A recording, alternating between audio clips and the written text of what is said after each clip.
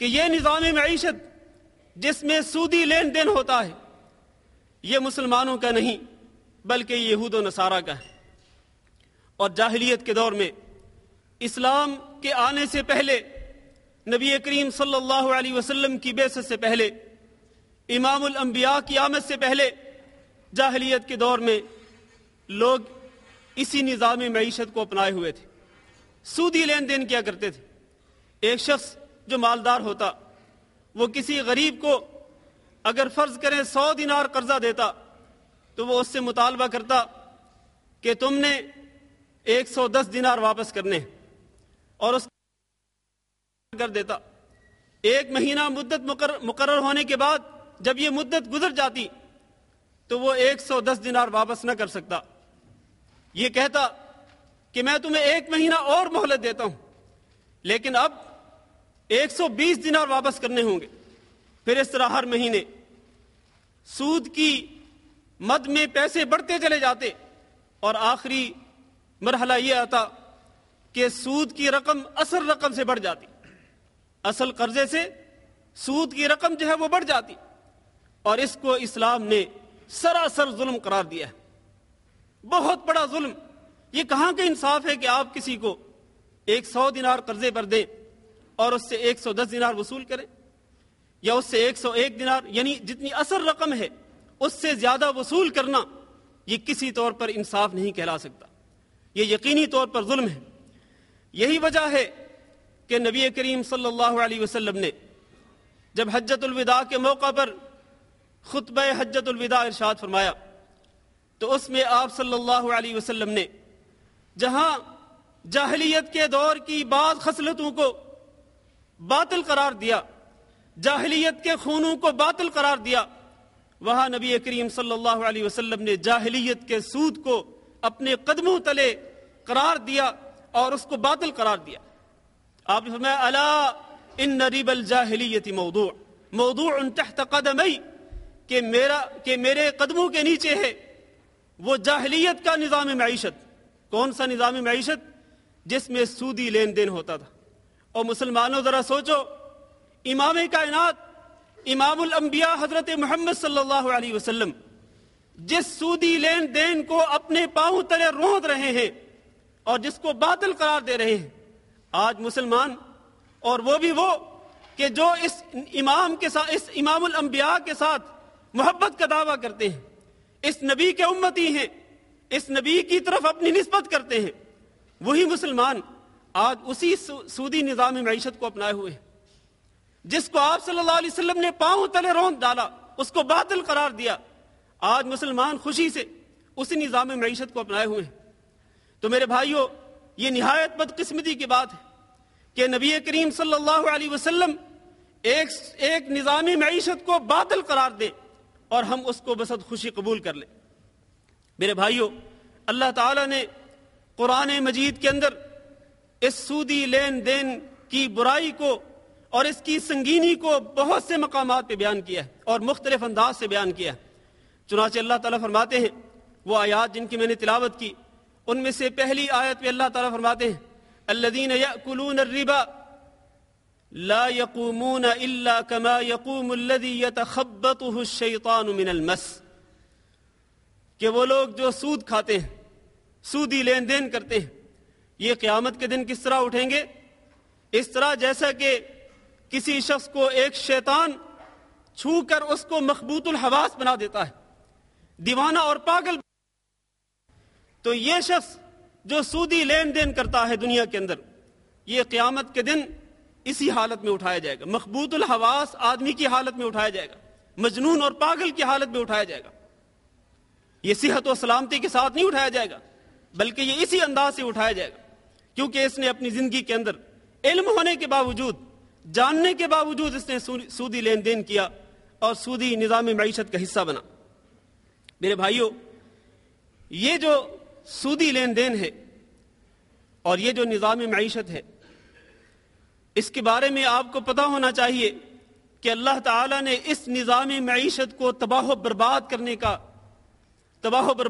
کا وعدہ کیا ہے۔ قرآن مجید میں اس کی تباہی کا ذکر کیا ہے۔ اللہ فرماتے یمحق اللہ الربا ویربی الصدقات، اللہ سود کو مٹا دیتا ہے، سودی نظام معیشت کو برباد کر دیتا ہے، اور اس کے مقابلے میں وَيُرْبِ الصَّدَقَاتِ، اللہ تعالیٰ صدقات کے نظام کو بڑھاتا ہے، صدقات کے اجر و ثواب میں اضافہ کرتا ہے، صدقات کی وجہ سے اللہ تعالیٰ معاشرے میں برکت پیدا کرتا ہے۔ تو ایک طرف صدقات کا، زکوٰۃ کا، خیرات کا نظام ہے، اور اس کے بالکل برعکس وہ سودی نظام ہے جس کے اندر ایک فرد دوسرے فرد پہ ظلم کرتا ہے، ایک مالیاتی ادارہ اپنے معاشرے پر ظلم کرتا ہے، ایک ملک دوسرے ملک پہ ظلم کرتا ہے، تو وہ ظالمانہ نظام ہے اور یہ منصفانہ نظام ہے۔ کون سا؟ یہ جو صدقات و خیرات اور زکوٰۃ کا نظام ہے۔ اس لیے اللہ تعالیٰ نے ان میں سے ایک نظام کی بربادی کا ذکر کیا اور ایک نظام میں برکت کا ذکر فرمایا، لہذا ہمیں وہ نظام اختیار کرنا چاہیے جس میں اللہ تعالیٰ برکت دیتا ہے، وہ نظام اختیار کرنا چاہیے معیشت کا، لین دین کا،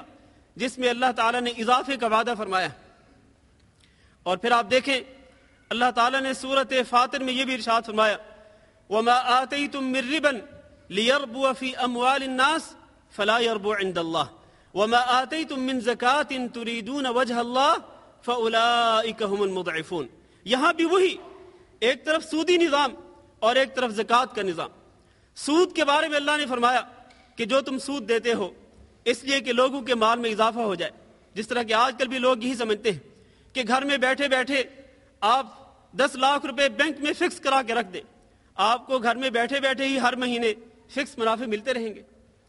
اللہ تعالیٰ فرماتے ہیں لا یربو عند اللہ،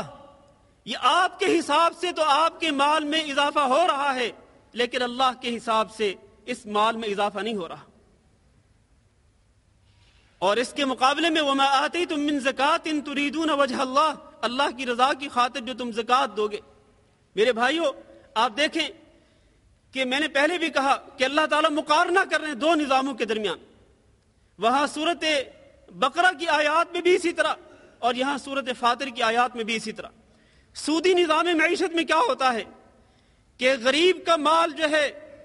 جس مال کو غریب اپنے خون پسینے سے کماتا ہے، وہ مال گردش کرتے کرتے امیر تک پہنچتا ہے اور امیر اس مال کی سہولتوں سے فائدہ اٹھاتا ہے اور غریب جو ہے وہ محروم رہتا ہے۔ اور اس کے برعکس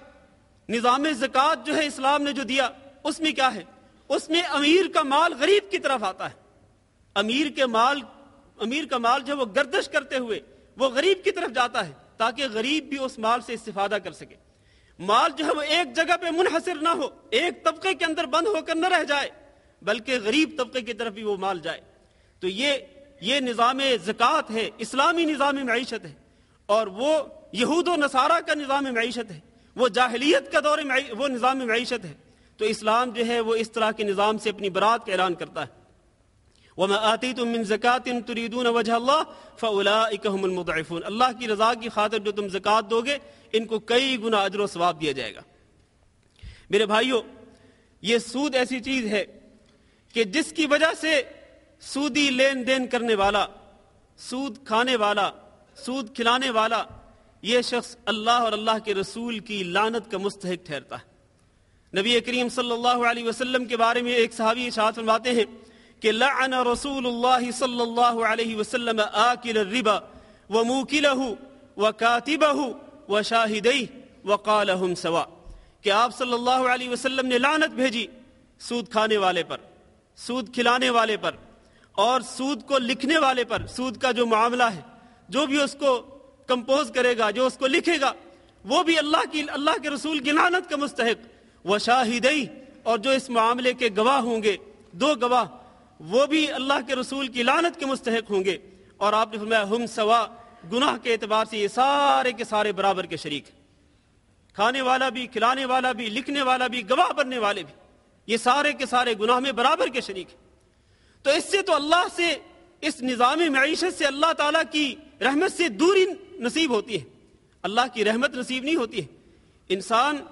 اللہ کی رحمت سے دور ہو جاتا ہے۔ وہ معاشرہ جو اس نظام پہ عمل کرتا ہے، سودی نظام معیشت پہ، وہ اللہ کی رحمت سے دور ہو جاتا ہے۔ وہ ملک جو اس نظام کو اپناتا ہے، وہ ملک اللہ کی رحمت سے دور ہو جاتا ہے۔ یہی وجہ ہے کہ آپ دیکھیں آج ہم جائزہ لیں دنیا کے اندر کتنا بڑا بحران آیا۔ یہ مالیاتی بحران جو ابھی کچھ عرصہ پہلے شروع ہوا اور ابھی تک جاری ہے، اور نہیں معلوم یہ کب تک جاری